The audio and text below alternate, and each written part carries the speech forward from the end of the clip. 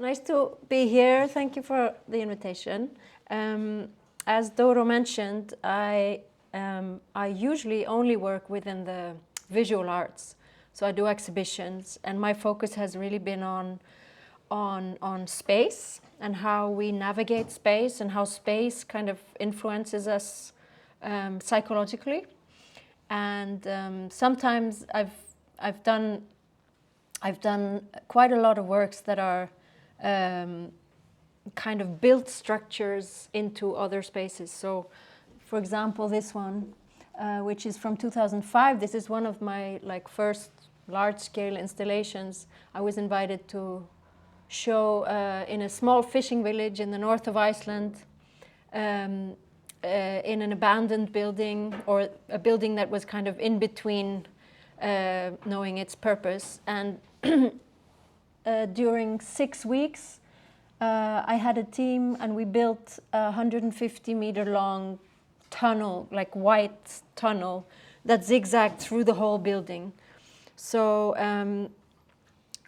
in some instances, I've kind of altered or changed the space that I'm invited to show in, or closed it off completely. At other times, I've worked in public space. For example, this is in Marrakesh, in Morocco, where I did a kind of a public artwork in a village where I was living, using the material, the building material that is mainly used in the houses of the village, which are mud bricks. They're made with mud, water, and hay. It's a very simple way of constructing. So together with masons from the village, I constructed this sculpture in a way. So I've done different things, and I've used different kinds of mediums. And sometimes I've been building spaces, fictional spaces. Other times I've used photography a lot, sound, and also video and film. So it's different things. This, for example, is a piece that I did with Margret, which you met on Monday, I think. Like she has a different background than me, and sometimes she invites me into the world of the theater, and then I invited her to collaborate with me on this exhibition in Denmark, where we worked with the space that we were invited to show in, and we shot videos within the space. And it's a kind of, but it's a collaborative way of working, where we give ourselves a time frame of, maybe 10 days or 2 weeks, and then we do everything on site. But so, as you can see, I've used a different kinds of mediums. So it was really a natural step for me to work within theater, because it kind of incorporates all the things that I'm interested in, the space and light, and the kind of also the connection to text. So for me, stepping into the theater world is really like it's almost like a relief sometimes, because it's a place where I'm not 100% responsible for every element of what you're seeing. And for me, that's really, it's been a really inspiring process to kind of work with the costumes and the lighting department and the text, and just seeing how things evolve in a collaboration within a group, because usually I just work alone. So Doro asked me to show you two pieces that were both made during COVID, which, as everybody knows, was a really complicated time, especially in theater, because the first piece I'm going to show you it was premiered in 2021 at the National Theatre in Iceland. Wait one sec.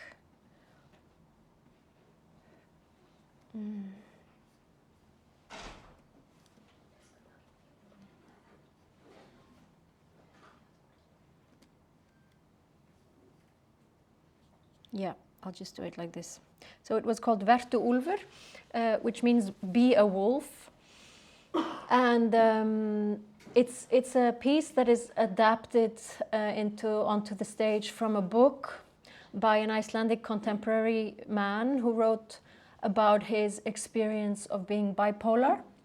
And it's a really touching description of how he goes into the manic state and then the depression that follows. And originally it was supposed to be, because it's a new Icelandic piece, that it was supposed to be on the small stage of the National Theatre. And we were a very small team. Artistic team was only 10 people.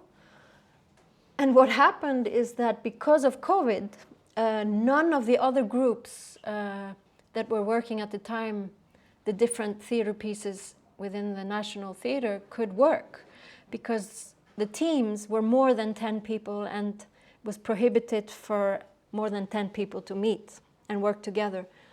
So the National Theatre was really in a kind of, they didn't know what to do, because it was either to shut down the theatre or have this one piece functioning. So they decided to move us from the small stage to the big stage, because there was nothing else that was allowed to play. So we had to start from scratch. Like, I had already designed a set for the small stage, and somehow through COVID and this really strange situation, the whole project changed because of these the dilemmas that we had. So we had 10 weeks on stage. We didn't have to go to a rehearsal stage. We could work on the big stage from the start. And 10 weeks is quite a lot on stage. Normally in Iceland we have 3 weeks on the big stage. So it gave us the opportunity to just like throw everything away that we had been talking about and starting from scratch. And it was really interesting to kind of, and scary at the same time, to have all these ideas at the beginning, which you have to just like throw in the bin and start from scratch. And we really early on, because it's a solo, it's just one actor on stage and one actor on the big stage and this incredible space of nothingness. And we decided to kind of use that emptiness as a kind of starting point for the set. So the idea was that the structure of the theater and all its elements, the curtain, and we wanted to keep it completely bare. So we were not hiding anything. We were just showing the structure of the theater and its functions and its technical possibilities, and using only things that already kind of were there. So as you can see, there's a it's not, you can't see it very well, but there's a rotating stage. So in a way, my job was really to kind of figure out ways to use what is already there to kind of create something new, and using nothingness as a as a starting point. And as you can see here, for example, he kind of tears out one of the chairs from the audience, and there's very few elements. We use the element of water. There's a few projections, and then there's this huge duvet, like quilt that we had made, which is 20 meters long, that comes from the ceiling. So maybe I'll just show you, I think, excerpts from the piece, because it's kind of hard to show the emptiness via photographs. But it's all about, the piece the book is all about the things that kind of connected to this manic depressive state. So we use the water and electricity and all these dangerous things that kind of shouldn't be put together. Let me just show you, I think.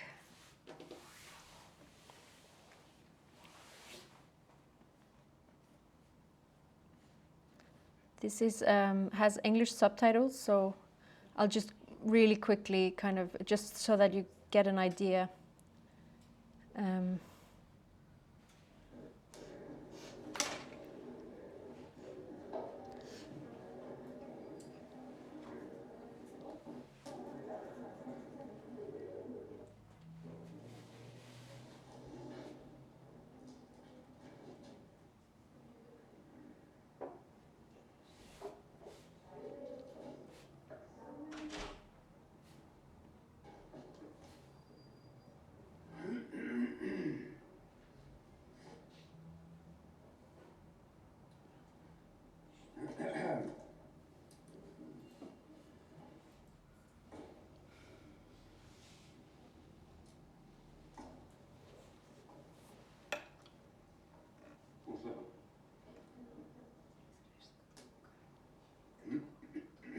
So he's on stage while people are coming in, the audience is arriving. I saw this play, it was fabulous on the big stage. It was really, really. 1. Notaðu andardrátt.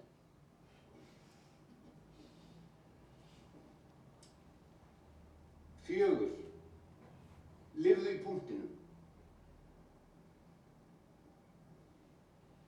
9. Vertu til staðar. 7. Mundu að brosa.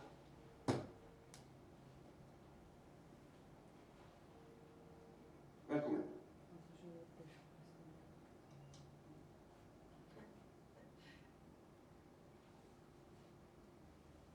Alltaf, nótum. He's commenting on when we are coming into the, you know, just into the room, and people are a bit embarrassed. Should I begin? Samkvæmt ýmiss konar þjóðtrú varur maður, karlmaður, sem tekur tímabundið á sig gervi úlfs og öðlast á meðan alla eiginleika úlfsins, svo sem hraða, styrk og hyggindi. Ýmist breytast menn í þetta ástand af fúsum og frjálsum vilja eða lenda í því á móti vilja sínum fyrir tilstilli álæga eða galdra. I'll just scroll a little bit because it's very long. Ég úlfur. Ég kraftmikill kvikur, ég ögrandi, ég innblásinn, ég úlfur. Ekki vera hrætt samt. Ég ekki hættulegur. Allir eru óbyrgstöður. Bara innblásinn, bara næmur. En samt skal ég berjast við þennan merkimiða sem að samfélagið setti á mig, sem að þið setti á mig.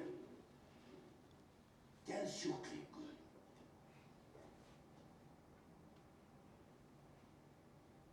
Sko, ég hef aldrei litið á sjálfum sjúkling. Hvernig má það vera að þið stimpluð þig sem þig?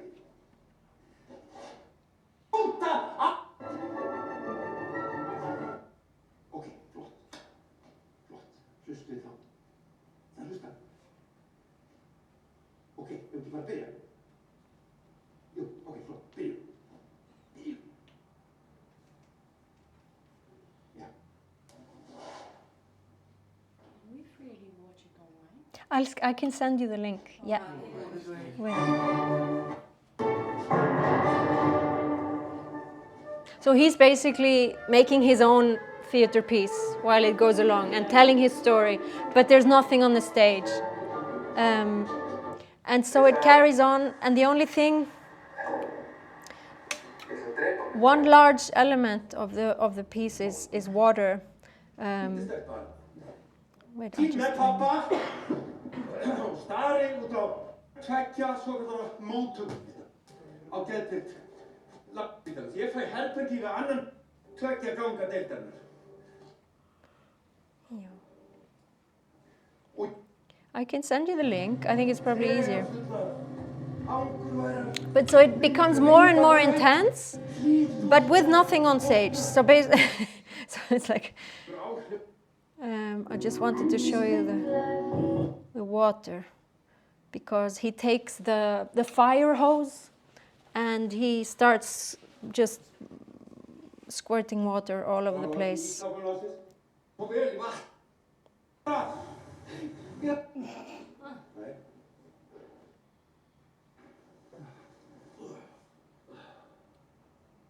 Með þetta á ísskápnum ykkar? Já, flott. Nú bjargráð. Eða þannig. Ég komin í sundhöllina.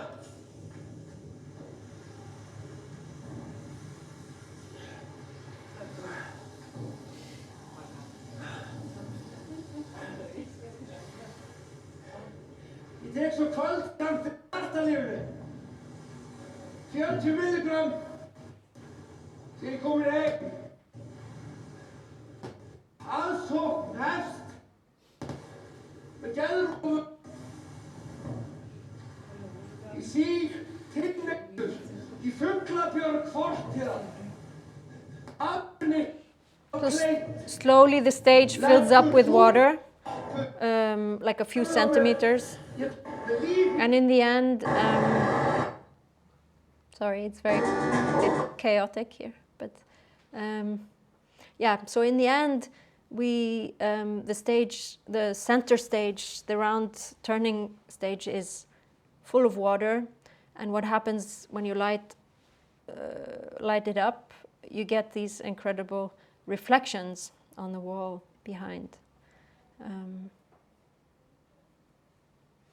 Yes, play. Ég sem býr til orðið frá lækni varðandi ferð í Stykkishólm. Hún sér að ég allur tættari, grennri og veikari en síðast. Ég æði illa og einhverjum hluta vegna ekki öruggur með mig. Fyrir utan bankann stóðu 2 konur í sólbaði.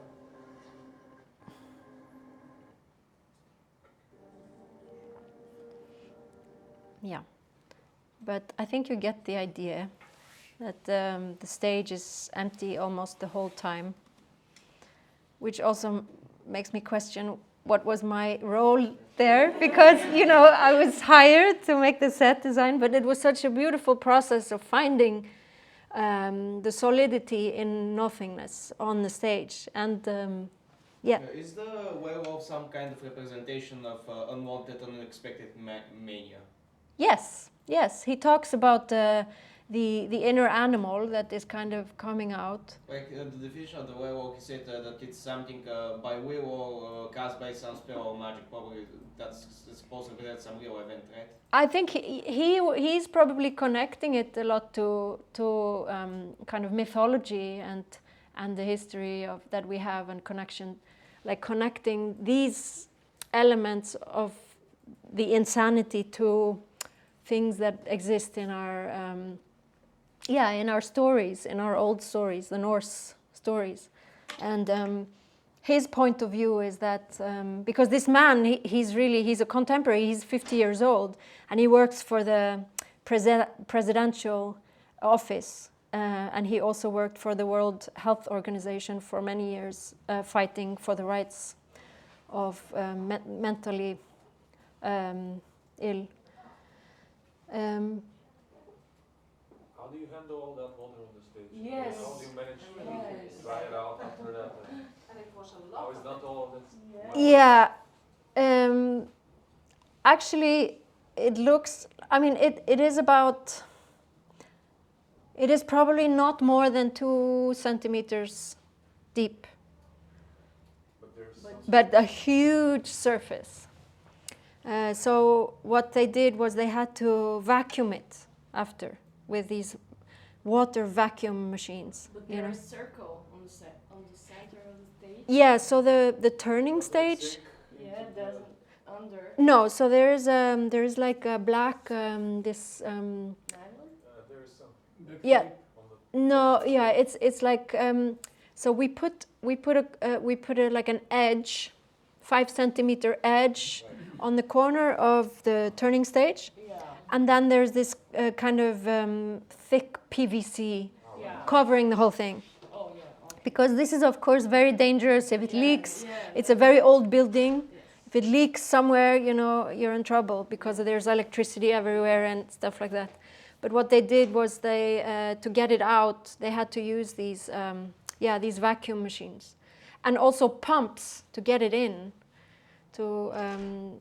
Because it took probably 20 to 30 minutes to fill the basin with water. So we had to do things off stage in the piece during that we were getting the water onto the stage. So we closed the curtain, and there's something that happens in the audience room while the water is flowing in.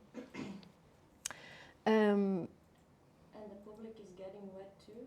No, not at all. No. It's so far away. Okay. It's so far away from them, so there is no way they would get wet. But But there was this feeling of a lot of water being,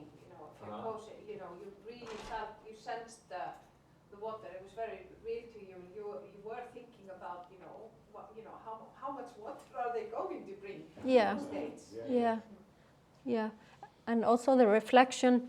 You maybe couldn't see it on this video, but the reflection of his steps on the water, they really projected onto the whole ceiling of the whole space. It was very beautiful. But yeah. But in a way, and this piece has magically been. They've shown more than 100 shows, which is really unusual for Iceland. Normally, there's a new piece. A new Icelandic piece, they show it for like 13 to 20 times, that's like maximum. But it's been going for 2 years and it's still full. So there's obviously was a really big interest within society about mental health. Yeah. So it's really interesting to see, also through COVID, because the discussion about mental health really opened up through COVID, I think. Yeah. Yeah. Yeah. Another project which I'm going to show you, which was also done during COVID, was The Tempest, which I was invited to work with an Icelandic theater director who is doing The Tempest for Burgtheater in Vienna, which was, of course, a real adventure for me because I had never worked in such a large and historical theater. It's one of the oldest theaters in Europe, and it has the largest rotating stage in Europe also, I think. I mean, for me, coming from Iceland, where we lived in mud huts 100 years ago, it's like a church. Like this is the entrance. So it was a crazy with all this history. And The Tempest, we were thinking also a lot about weather conditions, and this kind of forming of land and starting from scratch. So I was looking at all these very apocalyptic images of extreme weather conditions caused by climate change, etc. And we also wanted to keep the stage pretty empty, but also using these elements of weather like water and sunlight and fog and wind. I started looking at these weather balloons and all these kinds of. This is just my kind of. These my image boards, like my inspirational boards, and with as with so many things, you start off with ideas that are not possible, and then you kind of slowly kind of collaborate with others, forming whatever it becomes. So this is just to show you the theater. This is during the process. So we also wanted to keep, sorry.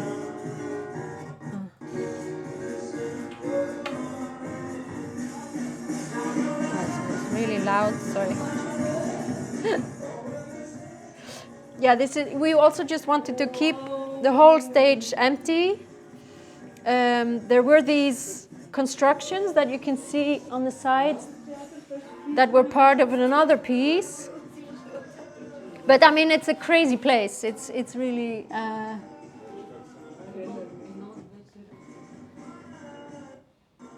fast can that stage spin? It can go pretty fast, and it's really interesting that under the stage, there's a system that dates from 150 years ago, and it's almost like a. It's almost like a railroad. It's like a train. So it's like a mechanical. It's nothing digital. It's all hand. Like it's incredible. With these big wheels that are kind of turning so that, and there's this system of lines underneath where the people controlling the spin, they know in which direction they are. You know, it's a crazy system. I've never seen anything like it, and it spins really fast. But of course, it's not a. You cannot control the speed. You know, once it's rolling, you have to really slowly kind of stop it because it's so large, the surface. I think it's almost 20 meters diameter, which is really big. So my first idea for this, because this, I mean, you probably all are familiar with the piece, The Tempest, but there's people arriving on an island, on a desolate island, and want to start a new society. And my first idea was to have like a dripping, like almost like an hourglass, like sand coming down from the middle and slowly building up an island during the whole piece. And of course, this is impossible because, you know, it's easy to get an idea, but then to try and figure it out to make it possible is a little bit more complicated. So firstly, the sand is so heavy that it would collapse the stage in that size. You know, the scale of it it would be too heavy for the stage. So they came up with another material, which is this kind of rubber, which is safe for the actors and kind of lighter. And then they spent like months figuring out how to get all that material from the sides of the stage to the middle, and because it's incredible amounts of material, it's like 2 tons of material that they had to get on stage in a fine line, and it took many months. So in the end, so this is from the rehearsals, just to show how you get from from the idea to trying things out that do not work. So yeah, this is really like really fail. This is on the rehearsal stage, but I think I'll show you the trailer because I think they show it. Die Welt ist nichts als eine niemals Rundschau. Festhalten lässt sich nichts. Zeichnung des Seins kann.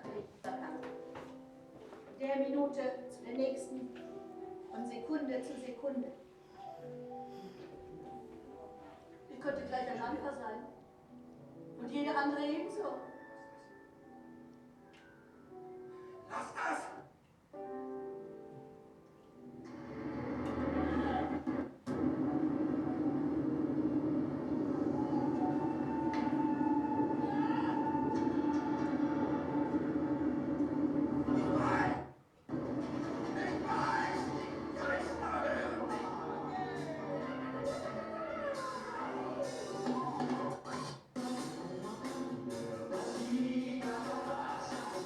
Yeah. Anyway. Was there a shot where you imitated the pancake of Ivan the Terrible killing his son?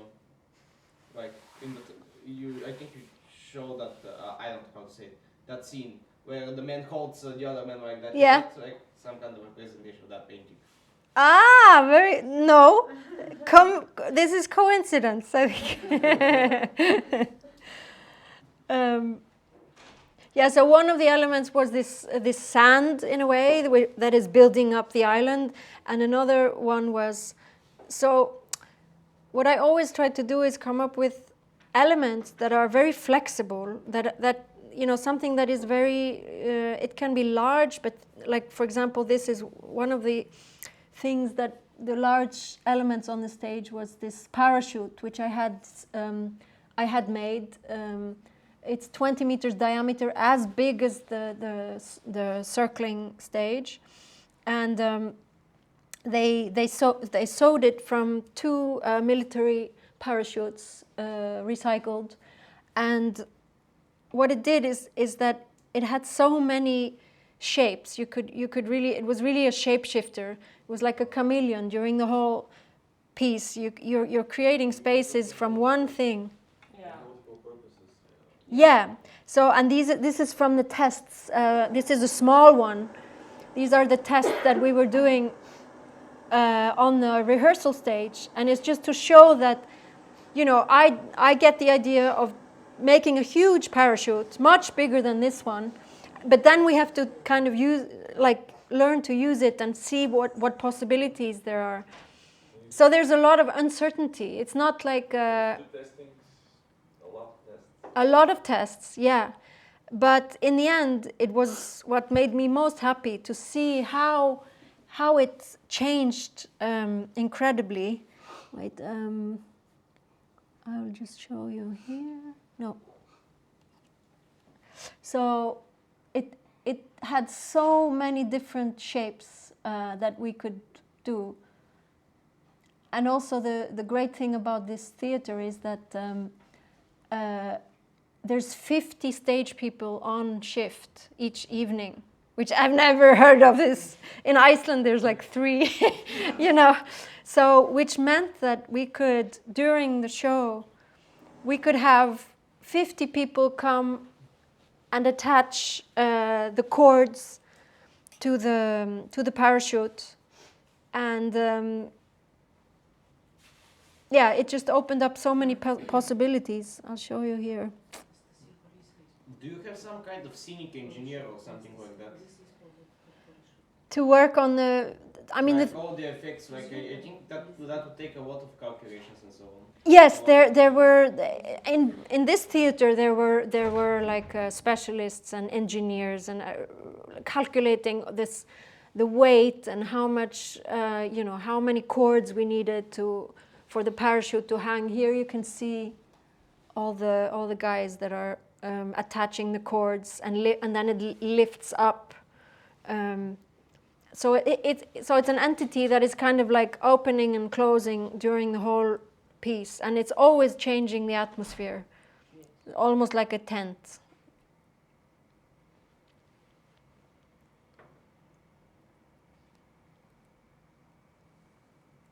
Yeah, but here you can see well, you can barely see it on the screen, but the sand was kind of coming from 20 meters above, like down, and they had this incredible like system, like almost like in a factory. I don't know what you call them. You know, somebody was shoveling onto a band that was kind of bringing it to the middle of the stage and making it fall down. It was like technically, it doesn't look complicated, but technically it was really, really complicated to make.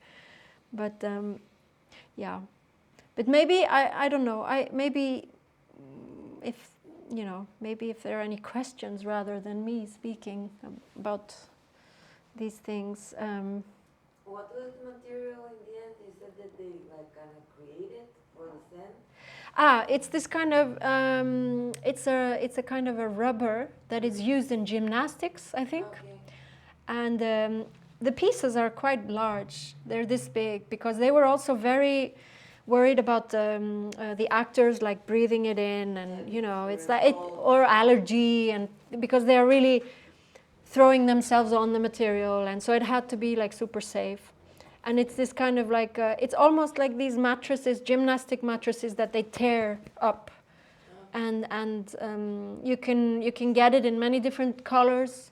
Yeah, that was my next question. Yeah. Why did you decide it to be blue, not yellow? Yeah, I mean, of course, not many colors. They don't have many colors, but for me, it was like the connection to the ocean, because they're coming from the sea. The ship goes down. They're coming to this island, but you know, they didn't have white. They didn't have black. I mean, so there were not many options. But yeah, for example, in the back you see this huge painting of the rainbow. They had this, because it's such a historical theater, they had this incredible archive of old Oskar Kokoschka. He was a painter in Vienna, of original paintings by him. And they're like 20 meters by 15 meters. They're incredible. And this is a painting by him. And we got the permission to use them. I wanted it to be reversed, so smiling, but that was not possible. That was their limit. They were like, no, I have to keep it like this. But it's almost like this super naive drawing or painting of a rainbow. So it was really like using, and we are recycling also, you know, these big constructions that you saw on the stage that are turning with the mirrors. They were reused from another piece, which was a Peer Gynt was being rehearsed, but it was cancelled because of COVID.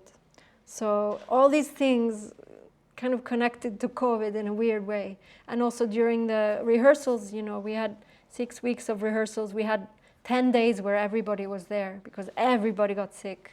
So it was this really crazy process. And the whole process was 6 weeks? The rehearsals were 6 weeks, yeah. And your process? My process maybe 6 to 10 months, not full time, but. But you start your experiments on the stage before? No, that's during the 6 weeks. So it's really short time. Yeah. For this big plates? Yeah. So the only thing I delivered to the theater was saying, you know, we need this sand, we need the parachute, but what they will do, we don't know. So it's kind of scary because such a big institution like that, they just go like white, and they really panic because they're, you know, they are used to everything being planned up to the detail, even 10 months before, which is really long. But all of my working process is really collaborating on site in a really short amount of time. But that's because I think that you know, it's risky to work like this because you have to work so fast, and you have to make sure that the collaboration is good or inspiring. But I think there's different things that come out of this kind of working. It's this kind of it's more experimental, I guess, and it's challenging to bring these experimental ideas into such an institution that is so like very organized, which is great, but sometimes, you know, it closes off. Yeah, so sometimes it closes off possibilities, you know. So this was a real challenge for them. They were really like very worried. And if you're far away, how Yeah. do you decide? Yeah, how 10 months yeah. before. Yeah, so exactly. I mean, even if you were in the city, you would not have access to the stage. So I work with, you know, 3D modeling and sketches and cardboard models and stuff like this. Yeah, but you never know how it looks on the stage. No, and also it's not only about how it looks, it's about how it works within everybody's ideas, because the actors have ideas, you know, the lighting guy has ideas, everybody has ideas, and you have to listen to all these ideas and then do something with that. So it's also, I think, for it's a nice challenge to let go of your ego in a way, to take in all this information and try to find a way where everybody has a part in it. And what I liked about the other piece was that you can't really say that, I can't really say, I can almost not say it was my set design, because it was such a close collaboration between everybody that some ideas came from the actors, some ideas came from, and it doesn't really matter. We're working as one. The aim is to make a good piece and not to kind of show how good you are as an individual. You combine it all. Yeah, everything is in one pot. Yeah. Yeah. I don't really have more to show or say. Probably didn't say very much, but hopefully the imagery. Is But it still on? Tempest? Yeah, it's still showing. Yeah, it's a year now since it premiered. So yeah. Yeah. Can I ask you? Yes. What's your most interesting thing on stage That I've seen. Or you That I've been part of, or just anything. Yeah, that you've been part of. Probably these two things, because they were so challenged by the world, like the pandemic. I think it was really interesting to see how people had to adapt and change their way of working because of this virus. Yeah. But I mean it in a positive way.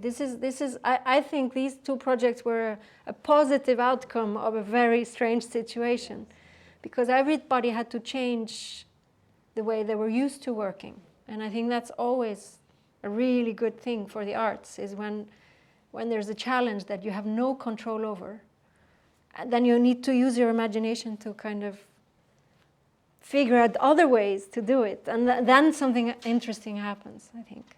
Yeah. Art rises in a crisis. Yeah. No, it's true. Yeah, it is. It's true. It's a Yeah. cliche, but Yeah. it's true. Yeah. We have a little bit too much time, so no more questions. Ah!